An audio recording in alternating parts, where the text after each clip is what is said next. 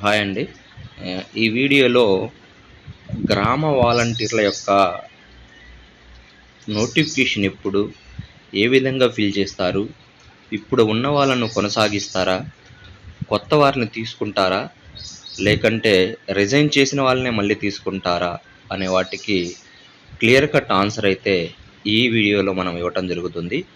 ఇక్కడ ఏదో వ్యూస్ కోసం వీడియో చేయటం లేదు, ఎగ్జాక్ట్గా ఇన్ఫర్మేషన్ ఇవ్వాలన్న ఉద్దేశంతో ఈ వీడియో అయితే చేస్తున్నాం. దయచేసి కొంచెం లెందీ అయినా సరే ఓపికతో చూడండి.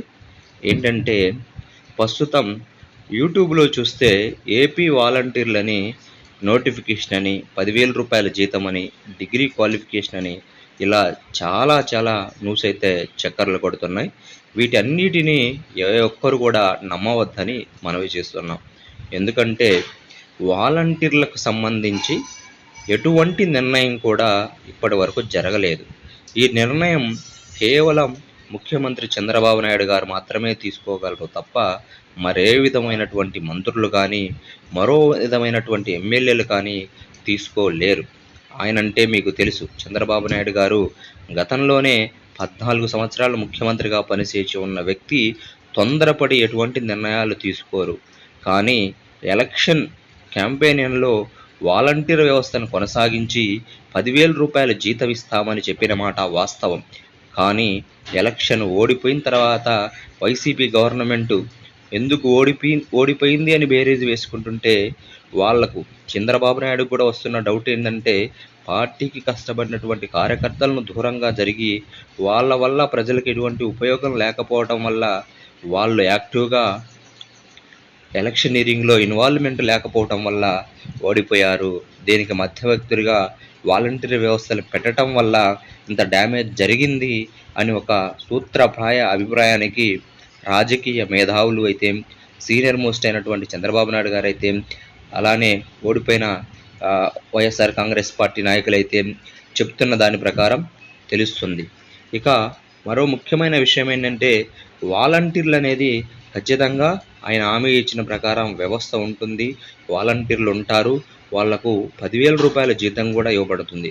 కాకపోతే గతంలో ప్రతి 50 ఏళ్ళకి ఒక వాలంటీర్ని పెట్టడం వల్ల మొత్తం కూడా వాలంటీర్ చేతి మీదుగానే అన్ని పనులు జరిగిపోయేవి.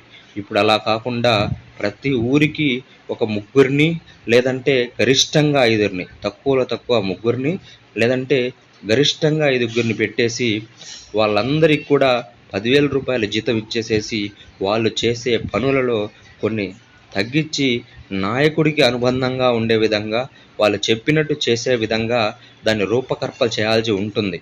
అలా చేయాల్సి ఉన్నప్పుడు దానికి ముందే ముఖ్యంగా గ్రామ సచివాలయాలు, వార్డు సచివాలయాలు ఏవైతే ఉన్నాయో దాన్ని కూడా ప్రక్షాళన చేయాలి. చేసిన తర్వాతనే వాలంటీర్ నోటిఫికేషన్ ఉంటుంది తప్ప ఇప్పటికిప్పుడు వాలంటీర్ల మీద ఎటువంటి నిర్ణయం అయితే వెలువడదని మనకు తెలుస్తుంది. ఎందుకంటే సచివాలయ వ్యవస్థని ప్రక్షాళన చేయకుండా వాలంటీర్ వ్యవస్థను చేయటం కూడా ఉపయోగం లేదని భావిస్తున్నట్టు కావున అన్ని విషయాలను సమగ్రంగా విశ్లేషించి సచివాలయ వ్యవస్థ ఉండాలి, ఎంతమంది ఉండాలి, ఎంతమంది ఉద్యోగులు అవసరం లేదు అనేదాన్ని ఒక కమిటీ ద్వారా నిర్ధారించి ఆడ సచివాలయంలో ఉన్నటువంటి ఎంప్లాయీస్కు అనుబంధంగా వాలంటీర్లను ఎంతమంది కొనసాగించాలి అనే విషయాలపై సుదీర్ఘమైనటువంటి అనుభవం కలిగినటువంటి ఐఏఎస్ ఆఫీసర్తో త్వరలో కమిటీ వేయబోతున్నారు. ఆ కమిటీ ఇచ్చే విధి విధానాలపై ఆధారపడే సచివాలయ వ్యవస్థ మనుగడ కానీ, కొత్త వాలంటీర్ల నోటిఫికేషన్ కానీ ఆధారపడి ఉంటుందని మనకు విశ్వసనీయ సమాచారం ద్వారా తెలుస్తున్న న్యూస్ కాబట్టి మీ అందరికీ చెప్తున్నాను. ఎవరు నమ్మి న్యూస్లో వస్తున్నాయి నమ్మి, సోషల్ మీడియా వదంతులు నమ్మి ఏ ఒక్కరు కూడా ఆందోళన చెందవలసిన అవసరం లేదని తెలియజేస్తున్నాను.